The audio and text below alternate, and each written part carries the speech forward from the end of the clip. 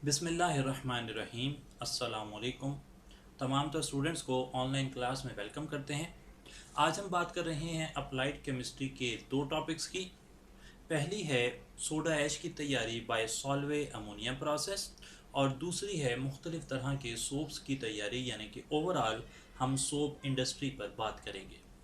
तो अपने टॉपिक्स को इंट्रोड्यूस करवा दूं पहले आपसे कि हमने यहाँ पर इन टॉपिक्स को अप्लाइड केमिस्ट्री के पॉइंट ऑफ व्यू से तो देखना ही है, लेकिन ज़्यादातर हमारा मकसद ये है कि इन टॉपिक्स में से अगर कोई इन्फॉर्मेशन हमें आती है पेपर में तो वो किस तरह आ सकती है। इंडस्ट्रीज़ को हम नया टच कर रहे हैं। पहले हमने इंडस्ट्रीज़ लास्ट टाइम नहीं देखी थी, तो अब हम इंडस्ट्रीज़ को भी लेकर आ रहे हैं। बीच में हमने काफ़ी ज़्यादा इंडस्ट्रीज़, जैसा कि आप जानते हैं कि सिलेबस आउटलाइन में रखी हैं। तो आगे चलते हैं हम। आज हम पहली इंडस्ट्री यानी कि सॉल्वे अमोनिया प्रोसेस से सोडा ऐश की तैयारी पर बात कर लेते हैं, और फिर हमारा सेकेंड पार्ट इसी डिस्कशन का वो रहेगा सोप इंडस्ट्री के ओवरव्यू के बारे में। तो स्टार्ट करते हैं जी कि सोडा ऐश क्या होता है और सोडा ऐश को तैयार कैसे किया जाता है by Solvay ammonia process. Soda ash, soda ash कहते हैं हम Na2CO3 को। Soda ash anhydrous sodium carbonate को सोडा ऐश कहा जाता है। आप ये भी जानते हैं कि अगर सोडियम कार्बोनेट के साथ 10 वाटर मालिक्यूल्स आ जाएं तो आप इसे वॉशिंग सोडा कह देते हैं। इसी तरीके से NaHCO3 भी एक रिलेटेड कंपाउंड है और उसे आप बेकिंग सोडा कहते हैं। स्टार्ट में ही क्लियर कर दूं कि सॉल्वे अमोनिया प्रोसेस जिससे सोडा ऐश बनाया जाता है, दरअसल उससे वॉशिंग सोडा बनता है। फिर आप वॉशिंग सोडा को 200 डिग्री सेंटीग्रेड पर हीट करते हैं, उसकी कैल्सिनेशन करते हैं। ये वर्ड कैल्सिनेशन ना, ये आपको काफ़ी जगह देखने को मिलेगा। आमतौर पर removal of carbon dioxide by heating, removal of carbon dioxide by heating, इसके लिए वर्ड कैल्साइन या कैल्सिनेशन इस्तेमाल होता है। तो सोडा ऐश बनाने के लिए हम पहले बनाते हैं वॉशिंग सोडा, जिसे मीठा सोडा भी वॉशिंग सोडा कह रहा हूँ, बेकिंग सोडा बनाते हैं पहले, जिसे सोडियम बाइकार्बोनेट कहते हैं। फिर इस सोडियम बाइकार्बोनेट को हम हीट करते हैं, कैल्साइन करते हैं, और इससे बन जाता है soda ash. Soda ash Na2CO3। Soda ash जो है वो दो ग्रेड्स में आ रहा है, एक को लाइट सोडा ऐश, एक को डेंस सोडा ऐश कहते हैं। आमतौर पर 1.86 ग्राम पर सेंटीमीटर क्यूब डेंसिटी वाला जो सोडा ऐश है उसे लाइट सोडा ऐश कहते हैं, और अगर 1.91 ग्राम पर सेंटीमीटर क्यूब डेंसिटी वाला सोडा ऐश हो तो आप उसे डेंस सोडा ऐश कहते हैं। जो भी soda ash Solvay ammonia process से बनता है वो काफ़ी हद तक प्योर फॉर्म में ही होता है, 99% तक उसकी प्योरिटी हो सकती है। अच्छा, सोडा ऐश को बनाने के लिए ना, ये बात तो सही है कि एक प्रोसेस है सॉल्वे अमोनिया प्रोसेस जिसकी हमने आज बात भी करनी है, लेकिन ये अकेला प्रोसेस नहीं है जिससे आप सोडा ऐश बना सकते हैं। इसके अलावा भी प्रोसेसेस हैं। एक प्रोसेस है लेब्लांक्स प्रोसेस, तो अब ये इस्तेमाल नहीं होता। अब इसकी जगह जो है वो डेफिनेटली जो हम प्रोसेस आज पढ़ने लगे हैं सॉल्वे प्रोसेस, और सॉल्वे को साथ में ब्रैकेट में लिख देता हूँ। आमतौर पे सॉल्वे प्रोसेस लिखा होता है, लेकिन टेक्निकली स्पीकिंग के इसका नाम होना चाहिए Solvay ammonia process, ammonia soda process. इस तरह भी अलग अलग बुक्स में अलग अलग नाम हो सकते हैं। तो वैसे जनरली इसका नाम जो है वो सॉल्वे प्रोसेस है, लेकिन सॉल्वे अमोनिया प्रोसेस या सॉल्वे अमोनिया सोडा प्रोसेस वो सब भी इसी के अलग अलग नाम हैं। एक और प्रोसेस है जिसमें थोड़ी सी मॉडिफिकेशन लाई गई है, और ये मॉडिफाइड सॉल्वे प्रोसेस आप उसे कह सकते हैं। और एक और प्रोसेस है इलेक्ट्रोलिटिक प्रोसेस। अच्छा, ये जो टॉपिक अब हम कर रहे हैं अप्लाइड केमिस्ट्री से रिलेटेड, हम जो टॉपिक्स करेंगे उनके लिए हम रेकमेंड कर रहे हैं, सनाउल्लाह साहब ने ही लिखी हुई है अप्लाइड केमिस्ट्री की एक book, applied chemistry bye Sanaullah साहब। तो वो आप लाजमी फॉलो करेंगे। हम जो भी डाटा यहाँ पर प्रेजेंट करेंगे वो उसका ओरिजिन जो है मेनली, बाकी तो जनरल इन्फॉर्मेशन तो कहीं से भी हो सकती है, लेकिन मेनली हमारा जो सेंट्रल पॉइंट है जिसके गिर्द हमारी इन्फॉर्मेशन जो है वो चल रही है वो सनाउल्लाह साहब की अप्लाइड केमिस्ट्री की बुक है। 4th ईयर के स्टूडेंट्स जो हैं, जो लोग 2 साल BSc करते हैं, उनमें 4th ईयर में वो लोग जो हैं वो ये वाली किताब पढ़ते हैं। तो ये मिल जाएगी मार्केट से, आप उर्दू बाज़ार चले जाएं या फिर किसी भी ऑनलाइन स्टोर से आप मंगवा लें तो इंशाल्लाह अवेलेबल हो जाएगी। अच्छा, ये सारे प्रोसेसेस में से हम बात कर रहे हैं सॉल्वे अमोनिया प्रोसेस की। अच्छा, हम यहाँ पर एक फ्लोशीट डायग्राम बना लेंगे और फ्लोशीट डायग्राम को फिर बाद में एक्सप्लेन करते जाएंगे कि किस स्टेप पर हमें क्या करना है। लेकिन उससे पहले मैं यहाँ पर थोड़ा सा मज़ीद डाटा एलेबोरेट कर दूँ ताकि जब हम फ्लोशीट बनाएं तो हमें थोड़ा सा अंदाज़ा हो कि बात चल किस तरफ रही है। अच्छा, तो जनाब सॉल्वे अमोनिया प्रोसेस जो है, इसके अंदर हमें जो रॉ मटेरियल चाहिए हैं वो रॉ मटेरियल हैं कि सबसे पहले तो हमें NaCl चाहिए है, सोडियम क्लोराइड। और सोडियम क्लोराइड को आमतौर पर ना हम पानी में डालकर उसका कंसनट्रेटेड सॉल्यूशन बना लेंगे और इसे आप ब्राइन कहेंगे। अच्छा, ब्राइन जो है ये चाहिए है। इसके अलावा हमें चाहिए है कोक। कोक जो है उसे कार्बन कहते हैं। कार्बन हमें चाहिए है लाइमस्टोन की बर्निंग के लिए, यानी कि तीसरा रॉ मटेरियल है हमारा लाइमस्टोन यानी कि कैल्शियम कार्बोनेट। कुल मिलाकर समरी ये होगी कि जो ब्राइन है वो सोर्स होगा सोडियम का, और लाइमस्टोन जो है वो सोर्स होगा कार्बन डाइऑक्साइड का, और सोडियम और कार्बन डाइऑक्साइड मिलकर सोडियम कार्बोनेट बना देंगे। ये 3 रॉ मटेरियल हैं।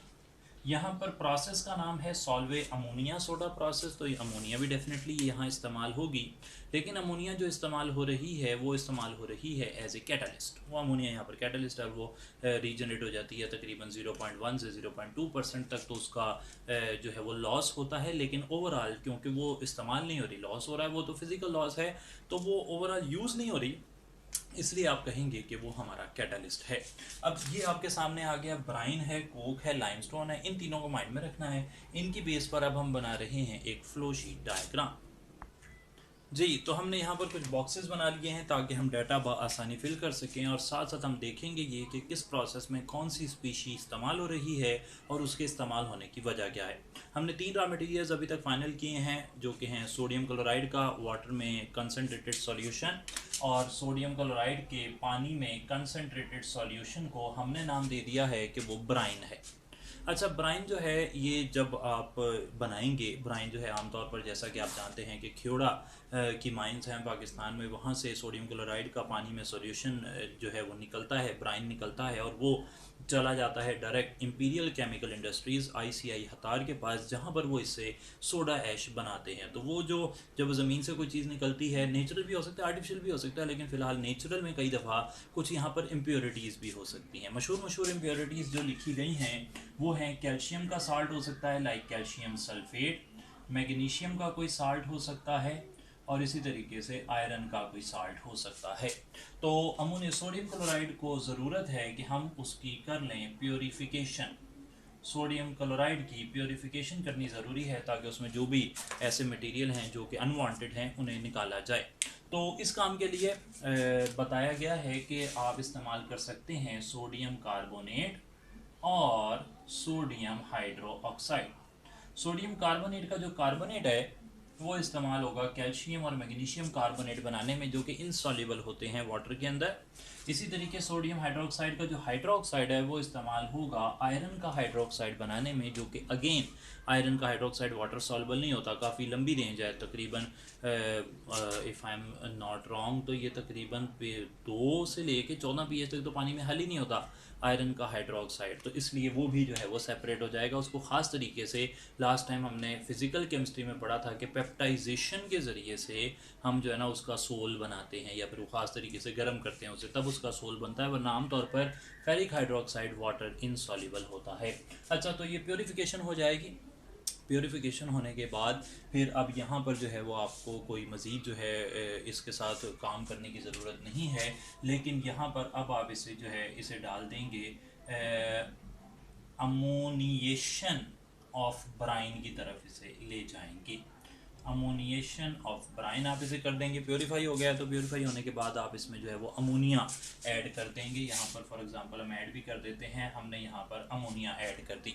अच्छा, अंदर जो चीज़ें मौजूद हैं उन पर भी नज़र रखें। अंदर मौजूद है सोडियम क्लोराइड और साथ उसका पानी में सोल्यूशन है, यानी कि उसके आयन हैं, सोडियम आयन और क्लोराइड आयन। फ़िलहाल उनका तो हमें मसला नहीं है, लेकिन साथ यहाँ पर अमोनिया है, और अमोनिया जब वाटर से रिएक्शन करती है तो वो अमोनियम हाइड्रोक्साइड बना देती है। तो यहाँ पर अमोनियम हाइड्रोक्साइड है और सोडियम क्लोराइड मौजूद हैं। अच्छा, अब यहाँ पर जब ये अमोनिएशन ऑफ ब्राइन हो जाएगी तो फिर आप इसे आगे लेकर जाएंगे और ले जाएंगे आप इसे टावर के अंदर। ये जो टावर है ये रिएक्शन जो है असल यहाँ पर होना है, और इस टावर में अमोनिएटेड जो ब्राइन है जिसमें अमोनिया भी डिजॉल्व है अमोनियम हाइड्रोक्साइड की फॉर्म में, उसमें से आप पास करेंगे कार्बन डाइऑक्साइड। कार्बन डाइऑक्साइड जो आपने पास करनी है वो कार्बन डाइऑक्साइड आएगी कहाँ से, उसके लिए हमारा दूसरा रॉ मटेरियल जो है वो आता है मंजर आम पर, और वो है कैल्शियम कार्बोनेट। कैल्शियम कार्बोनेट को आप करेंगे गरम। गरम करने के लिए आपने यहाँ पर कोक इस्तेमाल किया होगा, कोक जो कोयला जलेगा तो कैल्शियम कार्बोनेट को वो गरम करेगा और उसे तोड़ देगा, और इस अमल को हमने अभी नाम दिया कि ये कैल्सिनेशन है। जब कैल्सिनेशन होगी तो कैल्शियम कार्बोनेट से बनेंगी दो चीज़ें। कैल्शियम कार्बोनेट से कौन सी दो चीज़ें बनती हैं? कैल्शियम कार्बोनेट से बनता है कैल्शियम ऑक्साइड और कार्बन डाइऑक्साइड। वो कार्बन डाइऑक्साइड इस टावर में चली जाएगी, सही है जनाब। वो कार्बन डाइऑक्साइड चली गई टावर में। टावर के मैं कर रहा हूँ दो हिस्से। टावर के दो हिस्से हो गए, एक को कहते हैं कार्बोनेटिंग टावर, एक को कहते हैं मेकिंग टावर। ऊपर वाला कार्बोनेटिंग टावर, नीचे मेकिंग टावर। अब ये जो कार्बन डाइऑक्साइड जा रही है फिलहाल ये कार्बोनेटिंग टावर में जा रही है। कार्बोनेटिंग टावर में कार्बन डाइऑक्साइड एक हिस्सा, दूसरे की बाद में बात करते हैं, कैल्शियम ऑक्साइड को बाद में देखते हैं। कार्बन डाइऑक्साइड गई, अमोनिएशन ऑफ ब्राइन हुई थी, अमोनियम हाइड्रोक्साइड वहाँ मौजूद था। अब यहाँ रिएक्शन क्या हुए गौर करें ज़रा। अमोनियम हाइड्रोक्साइड ने कार्बन डाइऑक्साइड से रिएक्शन किया और बना दिया अमोनियम कार्बोनेट। अमोनियम कार्बोनेट बना दिया। अमोनियम हाइड्रोक्साइड बेस है, कार्बन डाइऑक्साइड एसिड है, दोनों ने मिलकर सॉल्ट बना दिया या कार्बोनेट बना दिया, अमोनियम कार्बोनेट। इस अमोनियम कार्बोनेट को फर्दर कार्बन डाइऑक्साइड से मिलाते हुए आप निचले टावर में ले जाते हैं जिसका नाम है मेकिंग टावर, और यहीं पर असल रिएक्शन हो रहे हैं। यहाँ पर रिएक्शन क्या हो रहे हैं कि अमोनियम कार्बोनेट जो कि बना है पिछले स्टेप में, ये फर्दर कार्बन डाइऑक्साइड और वाटर से रिएक्शन करके बना देता है अमोनियम बाइकार्बोनेट। अमोनियम बाइकार्बोनेट बना देता है। इस अमोनियम बाइकार्बोनेट के बनने के साथ यहाँ पर जो ब्राइन है वो आता है एक्शन में, और वो ब्राइन यानी कि सोडियम क्लोराइड वो रिएक्शन करता है इस अमोनियम बाइकार्बोनेट से। रिपीट कर लें, पहले था सोडियम क्लोराइड पानी में कुछ नहीं कर रहा था, अमोनियम पानी में डाला, अमोनियम हाइड्रोक्साइड, कार्बन डाइऑक्साइड पास की, अमोनियम कार्बोनेट, फर्दर रिएक्शन हुआ मेकिंग टावर में, अमोनियम बाइकार्बोनेट वो NaCl से मिलता है और बनाता है हमारे मतलब की चीज़। वो हमारे मतलब की चीज़ क्या है? वो है, यहाँ पे लिख लेते हैं बाद में से मिटा देंगे, तो वो है जी अमोनियम क्लोराइड और सोडियम बाइकार्बोनेट। अमोनियम क्लोराइड और सोडियम बाइकार्बोनेट। तो काफ़ी ज़्यादा यहाँ पर मैसी सा हो गया है, इसको हम थोड़ा सा मिटा लेते हैं और फिर वापस आएंगे। अभी तक की इन्फॉर्मेशन हमारी ये है कि टावर जिसके दो हिस्से हैं, एक है कार्बोनेटिंग टावर, एक मेकिंग टावर। मेकिंग टावर में आते आते सोडियम बाइकार्बोनेट बन गया है और अमोनियम क्लोराइड बन गया है। अमोनियम क्लोराइड जाहिर बात है कि ये अमोनिया रिकवरी प्लांट की तरफ जाएगा ताकि वापस अमोनिया जो है वो आ सके। बेसिकली यहाँ से ये जो अमोनिया ना ये इधर से आ रही है, यहाँ पर अमोनिया रिकवरी प्लांट जो है वो चल रहा है। तो ये सिस्टम जो है इसको भी हम थोड़ा सा हाईलाइट करते हैं। अभी हमने क्या देखा कि सोडियम बाइकार्बोनेट बन चुका है, और ये सोडियम बाइकार्बोनेट इसे हमने आगे चलकर सोडियम कार्बोनेट में तब्दील करना है। जी जनाब, तो मेकिंग टावर से हमारे पास हासिल हो गई हैं दो चीज़ें, एक का नाम है अमोनियम क्लोराइड और दूसरे का नाम है सोडियम बाइकार्बोनेट। इन्हें हम लेकर जाते हैं अपने नेक्स्ट चैम्बर में जहां पर फिल्ट्रेशन हो रही है। फिल्ट्रेशन में सोडियम बाइकार्बोनेट जो है वो प्रेसिपिटेट की फॉर्म में सेटल डाउन हो रहा है, जबकि अमोनियम क्लोराइड का जो सोल्यूशन है उसे आप डीकैंट कर रहे हैं। तो फिल्टर कर लेंगे, यहाँ पर आ जाएगा सोडियम बाइकार्बोनेट, और इस सोडियम बाइकार्बोनेट को आप करेंगे हीट करने का मकसद क्या होगा कि आप इसे तोड़ें और इसको तोड़कर इसमें से सोडियम कार्बोनेट बना लें। उम्मीद है कि आपको इन्फॉर्मेशन है कि बाइकार्बोनेट के टूटने के प्रोडक्ट क्या हैं। नहीं है तो मैं बता दूं कि कभी भी कोई बाइकार्बोनेट जब ब्रेक डाउन होता है तो कार्बोनेट, वाटर और कार्बन डाइऑक्साइड बनती है। हार्डनेस, जो टेम्परेरी हार्डनेस है कैल्शियम बाइकार्बोनेट और मैग्नीशियम बाइकार्बोनेट की, वो भी गर्म करने से इसी वजह से ख़त्म हो जाती है कि जो बाइकार्बोनेट हैं वो कार्बोनेट में तब्दील हो जाते हैं। तो ये एक नेचुरल फिनोमेनन है कि bicarbonates go to carbonates when they are heated. Usually जो बाइकार्बोनेट्स हैं वो डीकम्पोज हो सकते हैं। ये रूल ऑफ थंब नहीं है, हमेशा नहीं ऐसे होगा, लेकिन मेजॉरिटी केसेस में for alkali and alkaline earth metals ये ऐसा ही होता है। अच्छा, बाइकार्बोनेट को हीट किया, उससे हमारा जो प्रोडक्ट है वो आ गया, और वो प्रोडक्ट कौन सा है? वो प्रोडक्ट है सोडियम कार्बोनेट, साथ पानी भी बना है। अच्छा, यहाँ से हीट बनेगी तो कार्बन डाइऑक्साइड भी बनेगी, वो कार्बन डाइऑक्साइड भी कार्बोनेटिंग टावर को चाहिए है। दूसरी तरफ फिल्टर से ऊपर क्या गया था? फिल्टर से ऊपर गया है अमोनियम क्लोराइड। अच्छा, जो अमोनियम क्लोराइड है उससे हमने अमोनिया बनानी है। अमोनियम क्लोराइड से अमोनिया हासिल करने के लिए हम इस्तेमाल करेंगे कैल्शियम कार्बोनेट की डीकम्पोजिशन के सेकंड प्रोडक्ट का, जिसका नाम हमने रखा हुआ है कैल्शियम ऑक्साइड। ये कैल्शियम ऑक्साइड बाहर से एडेड वाटर के साथ मिलकर बना देगा कैल्शियम हाइड्रो ऑक्साइड, और ये कैल्शियम हाइड्रो ऑक्साइड हम ले जाएंगे, हम यहाँ से ले जाते हैं इस तरह और मिला देते हैं अमोनियम क्लोराइड से। ये है बेस की एक प्रॉपर्टी। बेसिस यानी कि hydroxide containing groups, hydroxide containing compounds, उनकी ये खसूसियत होती है कि अगर आप किसी बेस को अमोनिया के सॉल्ट से मिलाएं, अमोनियम क्लोराइड फॉर एग्जांपल, तो यहाँ पर बनता है कैल्शियम क्लोराइड, वाटर, और अमोनिया इस प्रोसेस में लिबरेट हो जाती है, तो अमोनिया यहाँ से निकलेगी। अमोनिया के सॉल्ट को जब आप बेस से मिलाते हैं तो अमोनिया गैस रिलीज होती है। ये प्रॉपर्टी है बेस की, आम मेट्रिक क्लास में ये प्रॉपर्टी लिखी होती है। तो यहाँ से जो अमोनिया है वो हमारे पास रिकवर हो जाएगी, वापस आ जाएगी। अमोनिया रिकवरी यूनिट आप इसे कह सकते हैं, और मैंने ये बता दिया कि अमोनिया जो है उसका लॉस बहुत ही कम है, 0.1 से 0.2%। ओवरऑल बाकी जो है वो मेंटेन रहती है। तो हम कहेंगे कि अमोनिया यहाँ पर कैटलिस्ट है, इसीलिए मैंने उसे रिएक्टेंट नहीं माना था।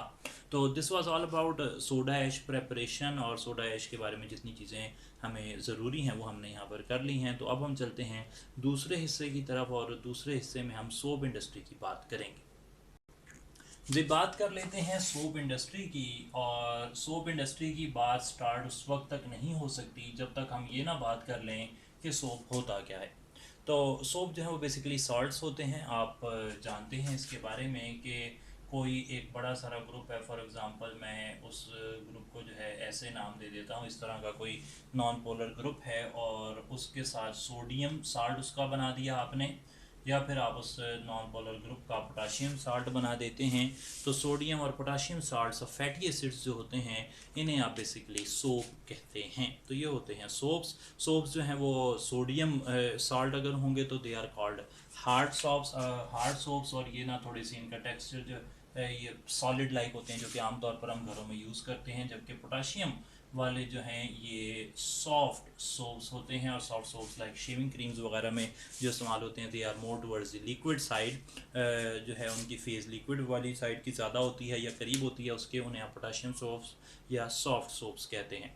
हमने अपनी डिस्क्रिप्शन जो है सोप इंडस्ट्री की उसको डिवाइड कर लिया है। सबसे पहले हम बात करेंगे कि सोप इंडस्ट्री के रॉ मटेरियल्स कौन कौन से हैं, फिर बात करेंगे कि मैन्युफैक्चरिंग प्रोसेसेस कौन कौन से अवेलेबल हैं, और फिर कुछ जनरल सोप्स के बारे में कुछ हल्की सी इन्फॉर्मेशन जो है वो हम देखेंगे। ग्रेजुएशन लेवल तक हम फॉलो कर रहे हैं। सोप इंडस्ट्री डेफिनेटली बहुत ज़्यादा बड़ी है। अप्लाइड केमिस्ट्री एमएससी लेवल पर अगर आप इसे देखते हैं तो ये काफ़ी आगे चली जाती है। हम उतना आगे नहीं जा रहे। हम एक एवरेज ग्रेजुएट स्टूडेंट के लिए ये मानकर चल रहे हैं कि अप्लाइड केमिस्ट्री बेसिक लेवल का अगर कोई सवाल हमें आता है तो उसके हवाले से हमें जो इन्फॉर्मेशन होनी चाहिए वो क्या है।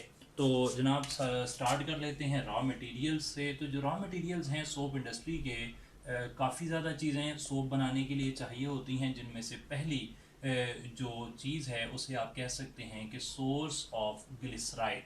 अच्छा, इस पर ज़रा मैं बात कर लूँ कि ये जो रॉ मटेरियल्स हैं इनके हवाले से हमारा जो जनरल सोप की डेफिनेशन है वो हमें क्या इन्फॉर्मेशन दे सकती है। अच्छा, जब सोप हम कहते हैं कि ये सॉल्ट है सोडियम का या पोटाशियम का सोडियम, तो और किसके साथ, फैटी एसिड के साथ, तो यहाँ से हमें पता ये लगता है कि बेसिकली कोई भी फैटी एसिड का सोर्स लाइक ऑयल हो सकता है या फैट हो सकता है। उसे हमने सोडियम या पोटाशियम आयन के सोर्स से मिलाना है, वो हो सकता है सोडियम हाइड्रोक्साइड या पोटाशियम हाइड्रोक्साइड या सोडियम कार्बोनेट हो सकता है, या पोटाशियम कार्बोनेट हो सकता है। तो इनको हमने मिलाना है ऑयल या फैट के साथ। बेसिकली सोडियम हाइड्रोक्साइड और पोटाशियम हाइड्रोक्साइड ही असल में यूज़ हो रहे हैं। तो फिर जो रिएक्शन है, जो बेसिक प्रिंसिपल है सोप इंडस्ट्री का, वो इस बात पर टिका हुआ है कि हम कोई ऑयल या फैट का सोर्स लेंगे, या जिसे आप कह सकते हैं ग्लिसराइड का सोर्स लेंगे, और उस सोर्स को हम मिला देंगे कास्टिक सोडा के साथ। ये है असल रिएक्शन। तो जो रॉ मटेरियल हैं वो दो तो पक्के हो गए, एक सोर्स ऑफ ग्लिसराइड जो मुख्तलिफ किस्म के ऑयल्स होंगे, फैट्स होंगी, चर्बियाँ होंगी, इस तरह की चीज़ें होंगी, और दूसरी तरफ जो है वो होगा कोई सोडियम आयन या पोटाशियम आयन का सोर्स। इसके अलावा बाकी जो सब चीज़ें डल रही हैं वो एडिटिव हैं, वो फिलर्स हैं, वो वज़न बढ़ा रहे हैं, वो कोई प्रॉपर्टी दे रहे हैं, वो कॉम्पैक्टनेस दे रहे हैं, वो टेक्सचर बेहतर कर रहे हैं, कुछ भी कर रहे होंगे, लेकिन जो असल काम करना है वो इन दोनों ने करना है। जो हमारे जो प्रैक्टिकल हमारे काम का है वो ये चीज़ है। बाकी चीज़ें परफ्यूम्स हैं और कलरिंग मटेरियल्स हैं वो तो डल सकते हैं। तो जनाब सोर्स ऑफ ग्लिसराइड जो है, वो सोर्स ऑफ ग्लिसराइड हमारे पास हो सकता है टैलो हो सकती है। टैलो आम चर्बी को कहते हैं, और टैलो जो है ना उस चर्बी को अगर आप स्टीम के साथ चर्बी को मिलाकर 45 टू 50 डिग्री सेंटीग्रेड पर गर्म करें तो जो टैलो जो है वो हासिल हो जाती है। ये जो है एक रिच सोर्स है स्टीयरिन का। स्टीयरिन से आपकी मुराद जो है वो बिल्कुल क्लियर है कि स्टीयरिक एसिड जो है उसका जो मोनोमर है उसकी बात हो रही है, वो स्टीयरिन है, और उसने असल में सोडियम स्टीयरेट बनाना है या पोटाशियम स्टीयरेट बनाना है, जिसे हम सोप कहते हैं। टैलो के अलावा जो है चर्बी का एक और सोर्स जो है वो लार्ड है। लार्ड जो है वो सुअर या पिग जो है उसकी चर्बी को कहते हैं, और वो भी एक सोर्स है और काफ़ी इस्तेमाल होता है। और यूजुअली जो ऐसा हम मानते हैं कि जो मुस्लिम कंट्रीज़ हैं उसमें इसको इस्तेमाल नहीं किया जाता, लेकिन नॉन मुस्लिम कंट्रीज़ जो हैं उसमें लार्ड डेफिनेटली इस्तेमाल होती है। एक और जो सोर्स है वो ग्रीसेस हैं। ग्रीसेस अगेन जो हैं वो डोमेस्टिक एनिमल से मिल रही हैं, या फिर जो अगेन पिग्स जो हैं, हॉग्स जिन्हें कहते हैं, उनको इस्तेमाल किया जा रहा है इस काम के लिए। इसके अलावा ये तो आमतौर पर सॉलिड साइड की हैं, और ये चर्बियाँ, चर्बी जिसे कहते हैं, फैट जिसे प्रॉपर कहते हैं सॉलिड फॉर्म में, ये वो हैं। अलबत्ता ज़रूरी नहीं है कि यही अवेलेबल हों, कई दफ़ा ऑयल्स भी हो सकते हैं। पाम ऑयल है, सोया बीन ऑयल है, या फिर कोकोनट ऑयल है। कई दफ़ा तो वो स्पेशली वो मेंशन भी करते हैं कुछ ब्रांड्स, वो ख़ास किस्म के जो सोप्स बनाते हैं उनमें वो इनकी जो एडवर्टीज़मेंट है वो भी की जाती है कि ये कोकोनट ऑयल से बना हुआ साबन है, या इस तरह की चीज़ें। तो आमतौर पर ये जो ऑयल्स हैं, सोयाबीन ऑयल है, कोकोनट ऑयल है, जो ऑयल्स हैं वो डेफिनेटली जो लिक्विड साइड पर है, सॉफ्टर सोप्स हैं, वो बनाने के लिए हम ऑयल्स को इस्तेमाल करेंगे। जबकि जो आम कॉमन यूज़ के सोप्स हैं उनमें हम टैलो वगैरह या ग्रीस वगैरह को ही प्रेफर कर रहे होंगे। अच्छा, तो ये एक चीज़ हो गई। इसके बाद हमारे पास जो दूसरा बड़ा मटेरियल है जो कि काम आएगा वो है रोज़िन।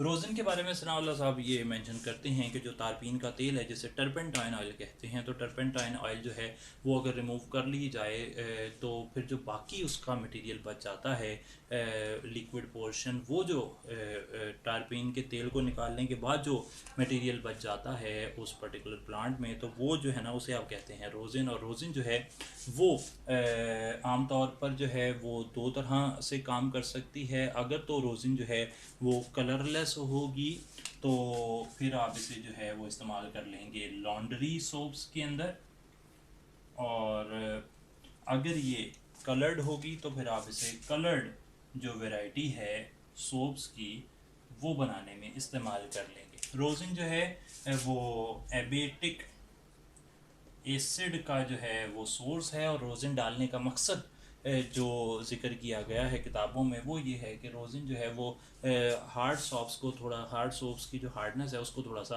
कम करती है, सॉफ्ट कर देती है रिलेटिवली सोप्स को। तो वो जो है ना उनकी in a sense you can say कि ये जो है ना क्वालिटी बेहतर करने का, अपीयरेंस बेहतर करने का एक तरीका है रोज़िन को ऐड करना। चलें फिर आगे की तरफ चलते हैं। तीसरा बड़ा जो सोर्स है हमारे पास वो तो बेसिक सोर्स ही है, और वो है कास्टिक सोडा या फिर कास्टिक पोटाश। दोनों ही बातें सही हैं, कास्टिक सोडा के या पोटाश दोनों इस्तेमाल हो सकते हैं। और पोटाश के बारे में तकरीबन 18.5 से 20% जो है वो रेंज बताई गई है कि कास्टिक पोटाश यानी कि पोटाशियम हाइड्रोक्साइड डाला जाता है। और हमने ये बात कर ली कि जो थोड़ी सी अच्छी क्वालिटी के सोप हैं इंक्लूडिंग शेविंग क्रीम्स वगैरह, उसमें हम पोटाशियम साल्ट इस्तेमाल करते हैं और इसकी कंसनट्रेशन काफ़ी, पोटाशियम जो है ना 18.5 से 20% तक वहाँ पर डाला जाता है। इसके अलावा जो बाकी चीज़ें यहाँ पर डल रही हैं उनमें एक और अहम कंपोनेंट जो है नंबर 4, अगर मैं इसे कहूँ तो गलत नहीं है, वो है सोडियम क्लोराइड। सोडियम क्लोराइड जो है वो 12.5% ऐड किया जा रहा है और sodium chloride is added for salting out of soap. Salting out of soap का मतलब ये है कि जब हम आगे चलेंगे, बैच प्रोसेस की बात कर रहे होंगे सोप इंडस्ट्री में, सोप की तैयारी की, तो जब सोप तैयार होगा तो बेसिकली वही एमल्शन बनी होगी। अभी बैच प्रोसेस में हम देखेंगे जो जिसके अंदर जो है वो फैटी एसिड का साल्ट भी होगा, ग्लिसरॉल भी होगी, अनरिएक्टेड अल्कली भी होगी, सोडियम क्लोराइड भी होगा। तो वो सोडियम क्लोराइड बाहर से डालेंगे तो वो जो मिक्सर है अल्कली का और ग्लिसरॉल का और जो फैटी एसिड्स के साल्ट्स का है और फ्री फैटी एसिड्स भी वहाँ पर मौजूद हैं, तो उसको सेपरेट करने के लिए हम उसमें NaCl डालेंगे। और NaCl की वजह से जो सोप है, क्योंकि वो सॉलेबल नहीं होता ब्राइन के अंदर, सोडियम क्लोराइड के वाटर में सोल्यूशन के अंदर, तो फिर वो जो है वो सेपरेट हो जाएगा, अपर लेयर बना देगा और नीचे वाली लेयर को हम अलग कर लेंगे और उस लेयर का नाम हम रखेंगे कि ये स्पेंट लाई लेयर है। तो ये हो गई 4। इसके अलावा हम आगे अगर चलें तो मज़ीद बाकी सारी चीज़ें जो हैं वो जो हम डाल सकते हैं वो हो सकते हैं कोई एडिटिव हो सकते हैं, जैसे आप कहते हैं कि कोई फिलर हो सकता है जो वज़न बढ़ाने के लिए डाला जाता है। फिलर के अंदर कौन कौन सी चीज़ें हैं उनको भी हम यहाँ पर जगह बनाकर फिर लिख लेते हैं। फिलर के अंदर हमारे पास जो नाम मौजूद हैं फिलर्स के लिए, उनमें कुछ मशहूर नाम जो हैं वो ग्लोबर साल्ट के हैं। ग्लोबर साल्ट जो है ये अलग से भी मैं बता दूं कि importance of chemicals in everyday life, उसमें ये जो नाम है ना, इस तरह के नाम अजीब से जो होते हैं ये रिलेटिवली ज़्यादा हमें पेपर में देखने को मिलते हैं, तो इनको आपने देख लेना है। पर्ल ऐश है, पोटाशियम कार्बोनेट हो सकता है, टैल्क हो सकता है, टैल्क जिसे सोपस्टोन भी कहते हैं वो भी डाला जा सकता है। तो ये सब जो है ना, ये तो पक्की बात है कि फिलर का काम जो है वो वज़न को बढ़ाना, कॉस्ट को मेंटेन करना, ये फिलर्स का काम है। फिलर्स के अलावा और चीज़ भी डाली जा सकती हैं, वो होते हैं कोई बाइंडिंग मटीरियल्स। बाइंडिंग मटीरियल्स के अंदर मशहूर बाइंडिंग मटीरियल्स ये FSC की किताब से ही शुरू हो जाते हैं। सोडियम सिलिकेट है, बोरेक्स लाइक मटेरियल हैं, ये क्या काम कर रहे हैं, ये बाइंडिंग मटेरियल्स का काम करते हैं। सोडियम कार्बोनेट भी इधर ही आता है। तो ये ना इनके बारे में लिखता है कि बाइंडिंग मटेरियल जो होते हैं वो टेक्सचर जो होता है उसको बेहतर करते हैं, अल्कलिनिटी जो होती है यानी कि जो रिक्वायर्ड बेसिसिटी है उसको बेहतर करते हैं।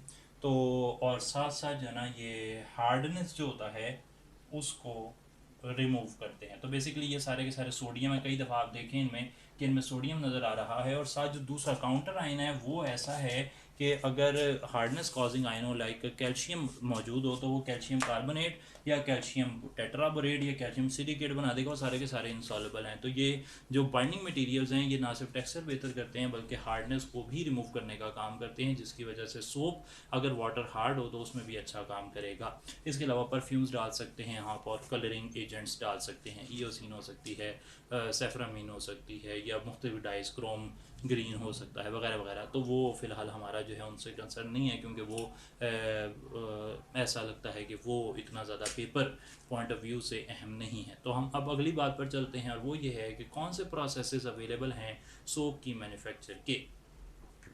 तो जहाँ तक बात है कि सोप की मैन्युफैक्चर कैसे होती है, तो सोप की मैन्युफैक्चर के अंदर हमारे पास 2 प्रोसेसेस आ रहे हैं। एक को हम हॉट प्रोसेस कह रहे हैं, एक को हम कोल्ड प्रोसेस कह रहे हैं।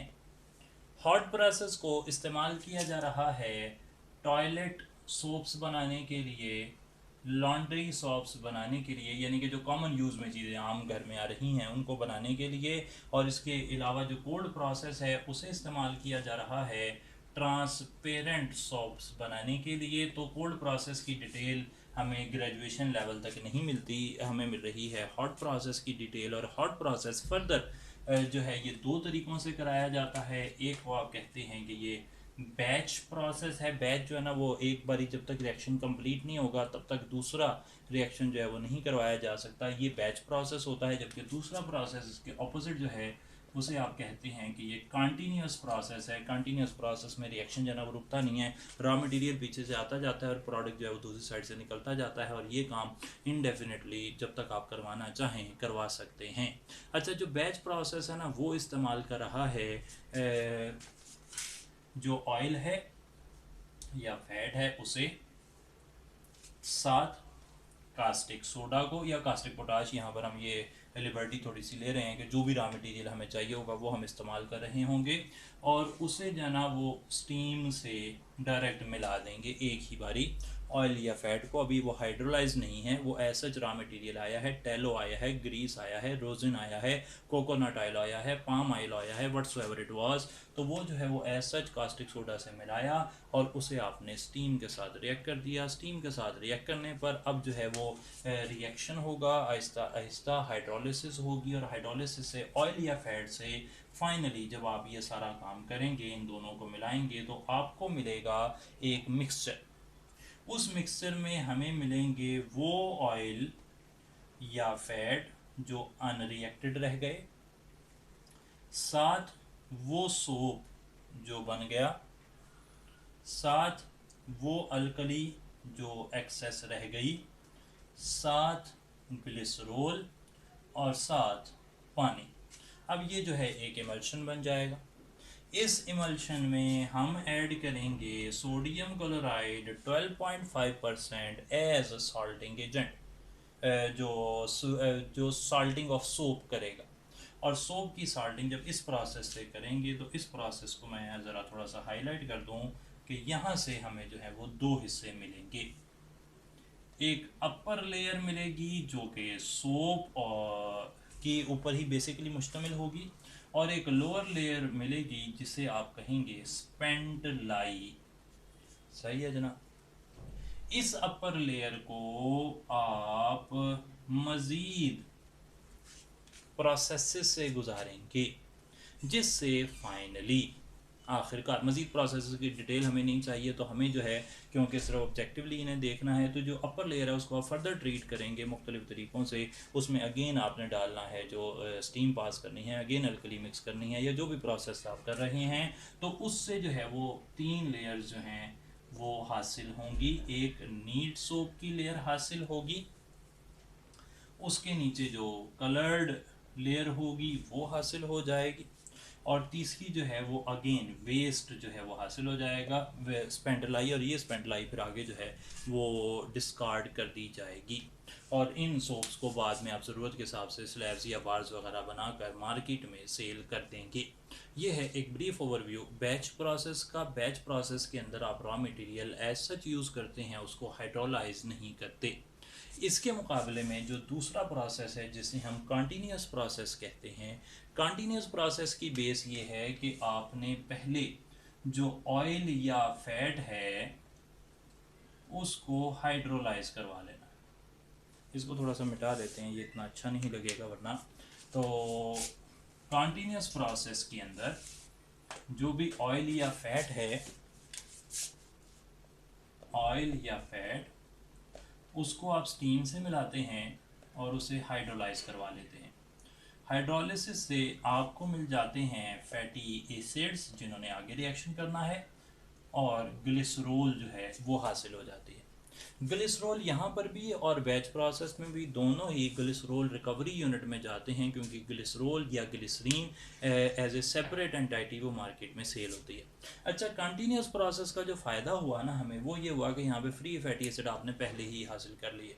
अब इन फ्री फैटी एसिड्स को आपने डायरेक्टली बस कास्टिक सोडा से मिलाना है, और फ्री फैटी एसिड्स को जब आप सोडियम या पोटाशियम सोर्स से मिलाएंगे तो उससे आपको सोप जो है वो डायरेक्टली मिलता जाएगा। ऑलमोस्ट 24 आवर्स जो हैं वो कंटिन्यूस प्रोसेस के लिए इनफ हैं, एक ही दिन में जो है वो साबुन बन जाता है। इसके मुकाबले में जो बैच प्रोसेस है उसमें पहले भी आपको वेट करना पड़ता है कुछ घंटे, और बाद में 3 दिन तक वेट करना पड़ सकता है। तो बैच प्रोसेस स्लो है और कंटिन्यूस प्रोसेस वो फास्ट भी है और वो चलता रहता है। इसका प्रिंसिपल ये बड़ी अच्छी बात है कि इसमें फैटी एसिड्स जो हैं वो फर्स्ट सेपरेट किए जाते हैं, उधर फैटी एसिड्स की सेपरेशन नहीं है, वो ऐसा चलता रहता है। आगे चलकर अगर हम बात करें कि कुछ टाइप्स ऑफ सोप्स क्या हैं, तो मशहूर मशहूर सोप्स जो हैं वो टॉयलेट सोप हो सकते हैं, जिसे बाथ सोप भी कहते हैं, लॉन्ड्री सोप हो सकते हैं, हमारे पास हो सकते हैं शेविंग क्रीम्स वगैरह हो सकती हैं। तो ये कुछ टाइप ऑफ सोप्स हैं। और इसमें मैं ये बताता चलूँ कि जो शेविंग क्रीम्स वगैरह होती हैं, लिक्विड सोप्स हो सकते हैं, उनके अंदर हम पोटाशियम साल्ट यूज़ करते हैं, और साथ साथ कोकोनट ऑयल वगैरह जैसी चीज़ें जो सॉफ्ट सोप्स बनाने में इस्तेमाल होती हैं, स्टार्ट में मैंने बताया। एक अहम इंफॉर्मेशन मैं यहाँ पर और शेयर करता चलूँ कि जो हमारे पास टॉयलेट सोप हैं, इनके अंदर फिलर्स जो हैं वो नहीं डाले जा रहे, टॉयलेट सोप्स के अंदर फिलर्स नहीं डाले जा रहे। ये अच्छी इन्फॉर्मेशन है। ओवरऑल बाकी जो आम इन्फॉर्मेशन है उसमें कोई चीज़ मिसिंग हमें नहीं नज़र आती। तो ये थी सोप इंडस्ट्री, और सोप इंडस्ट्री के बारे में होपफुली कि बेसिक आइडिया हमारा क्लियर है। अब नेक्स्ट टाइम हम कोशिश करेंगे कि हम कुछ और इंडस्ट्रीज़ लाइक ग्लास इंडस्ट्री है, सीमेंट इंडस्ट्री है, इन को देखें और फिर आहिस्ता आहिस्ता इस प्रोसेस को लेकर एंड तक चलें। थैंक यू सो मच जी, बहुत शुक्रिया। अस्सलाम वालेकुम।